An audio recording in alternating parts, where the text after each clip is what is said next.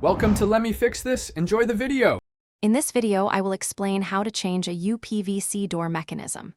First, gather your essential tools, including a Phillips head screwdriver, a tape measure, and your new replacement mechanism. It is crucial to ensure the door is open and securely propped to prevent it from closing unexpectedly during the process. Begin by carefully removing the door handle, typically held by 2 screws on the inside. Then, locate and remove the retaining screw, which secures the lock barrel. Now, let's move on to removing the old mechanism. You will need to locate and remove all the screws running along the door's edge that secure the multi-point locking system. Once all screws are out, gently slide the entire old mechanism out of the door's profile.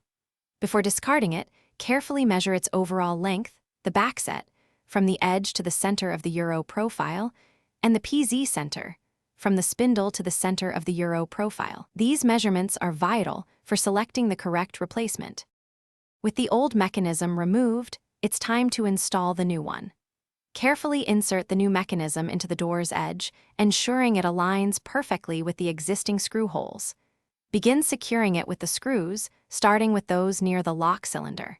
It is important not to over-tighten any screws, as this can cause the mechanism to bend or bind, preventing smooth operation.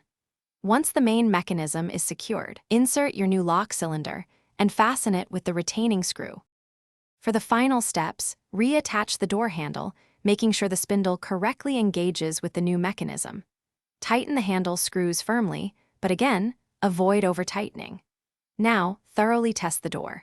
Operate the handle and key multiple times to ensure the mechanism functions smoothly and without resistance. If the door does not close or lock properly, you may need to adjust the keeps on the door frame. Confirm the door locks and unlocks effortlessly from both the inside and outside to complete the job. Thanks for watching. If you found this helpful, don't forget to like and subscribe.